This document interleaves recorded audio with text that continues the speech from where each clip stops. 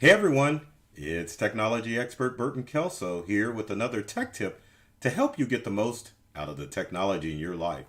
Today we're talking about the T-Mobile data breach. If you have been in a cave or under a rock, you probably missed the news that T-Mobile suffered a data breach. While it was initially reported that up to 100 million users of the T-Mobile network were affected, it's now been confirmed that it's closer to 50 million, which is still a large number of people. And probably if you're watching this video, you are a T-Mobile subscriber and this breach affects you. Doesn't matter if you are a T-Mobile customer who uses the prepaid service. It doesn't matter if you use T-Mobile's Wi-Fi broadband internet service, or even if you use their cellular service, you are definitely at risk from this large-scale data breach. Now, while it hasn't been confirmed how these actors got into T-Mobile's network, the truth is that this information has been released on the dark web, and you're talking about information such as your names, social security numbers, addresses, passwords to your T-Mobile account. So everything that makes the perfect recipe for any cyber criminal to commit identity theft or even to take over your T-Mobile account. So it's a pretty serious data breach. So that's why I am going to share several tips to kind of help you understand how this breach happened and the nature of cybercrime, and of course what steps you can do in order to help protect yourself from this massive data breach. And massive it is. So the first thing that we need to talk about as far as cybercrime is concerned is that 99% of cybercrime actually relies on human interaction. So most of the scams and the attempts that you see aren't someone breaking into your device. And I know when I posted this yesterday on social media, people were asking about their devices, that they needed to get antivirus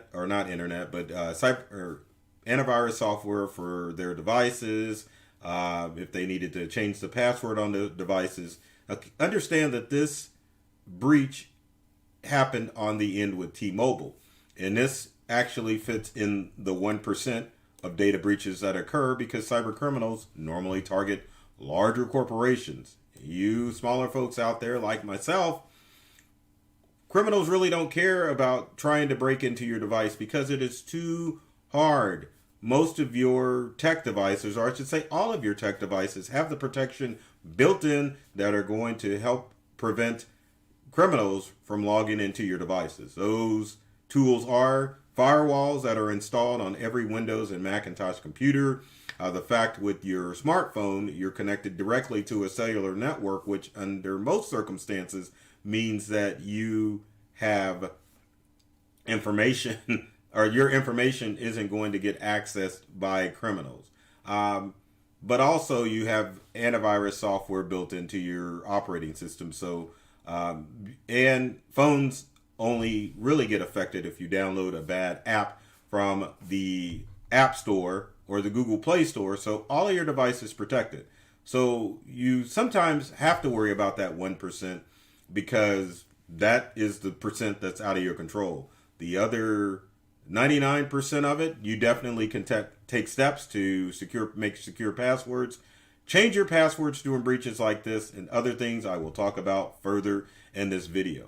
Because no one wants to see this or have to deal with this scenario. You've been hacked. So definitely make sure that you follow the following steps. I love how I said that. To make sure that you're safe. Because one of the things that can happen with cybercrime is credential stuffing. And this happens because throughout the years, a lot of data breaches have occurred. And so that means a lot of your information is sitting out there on the dark web. If you don't take steps to change passwords in situations like this, it definitely can cause harm and allow criminals to get into your devices. So yes, in light of this breach, you probably should go ahead and change all the passwords for all of your devices. And the reason I say that is because most of you are probably using the same passwords for all of your devices. So it doesn't matter if you're using it for social media, financial accounts, you name it, you're probably being lazy and using the same password. So if you know that you're only using a single password for your T-Mobile account, you can only change that password. But if you're been lazy and you don't have to leave a comment in the comment section saying, yes, Burton, I'm lazy. I know there are some of you out there that are. You just need to get into the habit of making sure that you change your passwords for your devices to make sure that someone can't access your T-Mobile account, and make changes to your account that will allow them to purchase equipment in your name, swap their cell phone for your cell phone, meaning they have access to your information. The sky's the limit if someone gets access to your cellular network, especially in this day and age where T-Mobile is making mobile hotspots. You definitely don't want someone ordering a mobile hotspot in your name and then you flipping a bill for paying for someone's internet or phone service. Your next tip is always, always, always make sure that you're using different passwords for all of your online accounts. I know I just talked about this, but it's very important that you understand that passwords are key as far as keeping criminals out of your information. But the other important reason why it's important to use different passwords for online accounts, because data breaches happen all the time, and it's kind of hard to keep track of it. But you definitely don't hear about most of the data breaches that do occur because the companies that get breached don't make the news. And I'm going to look up a site here. It used to be called Fighting Identity Crimes. And I'm trying to type that in here. But the fact of the matter is that there are companies that get breached and you don't know anything about it. So it's important to make sure that you are finding out when these breaches occur by looking at tech news or asking a tech expert like myself and finding out when the latest and greatest data breaches occur. I can't find that website, but keep in mind, you can contact me to find out what the latest breaches are. So our next step is to make sure that you're using two-step or two-factor authentication on all of your devices. Now, basically, and this is a kind of an odd thing because one of the things that they warn about as far as the T-Mobile breach is concerned is the way that you get your two-step authentication. So in most instances, when you have two-step authentication, if someone tries to access your device and you didn't authorize them to do it, the two-step factor authentication will send you a text alert letting you know that someone is trying to access your Google or Facebook or T-Mobile account. Now, when that text message comes through, you can confirm that you're the one logging into the device, and then you are granted access.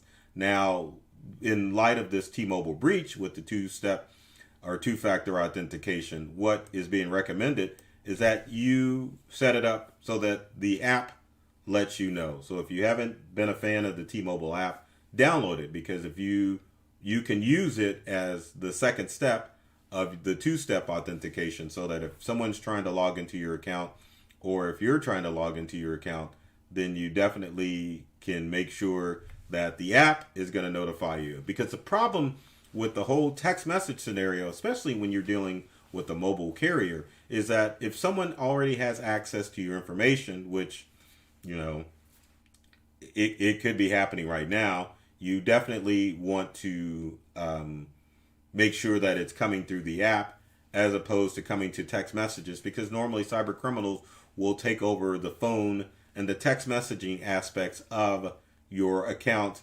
as opposed to the app version of your account. Very little people use the app for their cell phone carrier. I know with Verizon, who I have, I very rarely use their app. So definitely take a moment to download the T-Mobile app.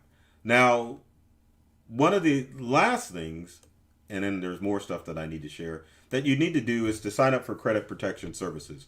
anytime you have a data breach that affects or that leaks out Social Security information, you need to sign up for a credit monitoring service.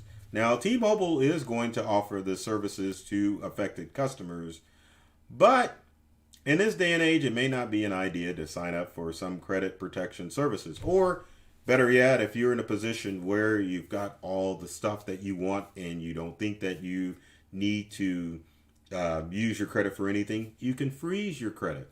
But credit protection services, for the most part, work good because these services monitor your accounts to see if there's any fraudulent activity going on. Basically, it's a watchdog. So some of the services that you can sign up for would be LifeLock, which is through Norton. So go with the LifeLock. I'm not a fan of the antivirus software. Other things that people can do if they don't necessarily want to sign up for LifeLock is that you could sign up for Credit Karma, which is a free app and website that at least allows you to monitor what's going on with your credit. Now, some people don't recommend that you go with Credit Karma, but I think it's a good way to always see if there is any changes to your credit report. Because in light of a breach like this, definitely criminals are going to take advantage of the fact that they've got Social Security numbers. So it definitely opens up the arena of identity theft, of course, tax fraud, and other things that involve Social Security numbers. One of the other things that you need to be aware of as far as this T-Mobile breach is concerned is the amount of spam and phishing calls that you may be experiencing. One of the major ways that cyber criminals are attacking people now, and this goes into the whole 99% of cybercrime requires user interaction, is that many scammers are turning towards phishing emails, vishing, which is voice phishing, where you get the call from the IRS or any other entity saying that you're in trouble and they're going to bust down the door and take you to jail. And then, of course, SMS or smishing, which is text phishing. So if you have been affected or a T-Mobile customer, you definitely need to be aware of the fact that you may see an increase of phishing and smishing and just regular old vishing scams that are going to come across your smartphone. So you really need to be aware of this, because that is one of the goals of these data breaches, other than identity theft, is to get access to that information so that people can scam you out of your money. And you can become a victim of multiple scams, especially if they have your phone number. Because with this breach, with personal information out, like first name, last name, then scammers can call you and address you by your first name, making you think that they're calling from a trusted source. Under most circumstances, scammers will call you or text you or, email you with a generic message, hoping that you buy it. But with your personal information, they definitely can custom tailor that to you, ask you if you're who you say you are, and they can be a little bit more successful as far as getting your personal information. So be wary of that. One last thing that I will give out as far as advice is concerned is don't give out your smartphone number or your cell phone number unless you are dealing with close friends and family. The more that your number is out there, the more cyber criminals are able to use that number against you. If you want to look at an alternative, you can use WhatsApp as a alternative phone number to use and call through the app when you're making calls, or give out that WhatsApp number rather than your mobile number. Same thing with Google Voice. You could sign up with Google Voice, which is free, and use a Google Voice number to hand out to people, as opposed to dealing with giving out your regular mobile phone number. So in light of this breach, if you are a T-Mobile customer, don't wait until T-Mobile contacts you directly. You want to take steps immediately. And with any other breach that you think will affect you, you want to take the steps that I've listed in this video to make sure that you keep your personal information safe and secure. Because if you wait, cyber criminals sometimes will act on this immediately, and the next thing you know, you've either become a victim of identity theft or you will fall victim to any of the phishing, vishing, or smishing schemes that could affect you on your mobile device. So with that said, if you've got comments or questions, leave them in the comment section below. Would love to hear from you to find out if I can answer any of your questions about this T-Mobile breach or any other cybersecurity threats that are out there. With every video, Burton has to beg, so be sure if you like this video to like or subscribe on whatever platform you're watching this on, and make sure that you share this video with all your friends to help them get tips and tricks to help them keep safe from this cybersecurity threat. Also, be sure to follow myself, Burton Kelso, the technology expert, on all of the social media platforms listed above. In the wrong corner, there we go. And my company Integral, same thing, wrong corner, there we go. Be sure to follow us to get the latest on tech threats, tech tips, and anything else associated with our digital life. So with that said, I love technology, and I've read all the manuals, and I'm serious about making technology fun, safe, and easy to use for everyone. So take care of yourself and do many things to make you smile, and thanks for watching.